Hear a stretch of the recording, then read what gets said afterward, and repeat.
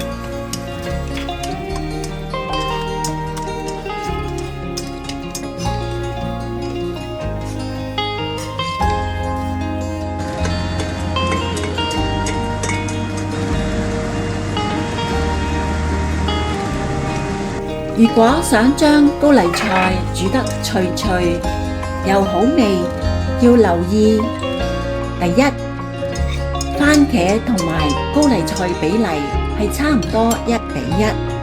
第二，高麗菜係要用手搣。第三，高麗菜嘅根莖我哋唔用，留作煲湯。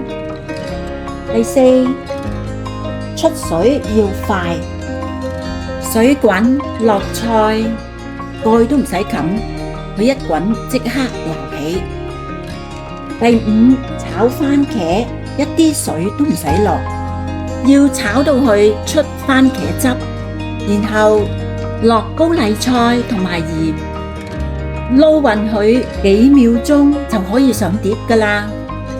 多謝大家收看，希望大家食得開心又健康。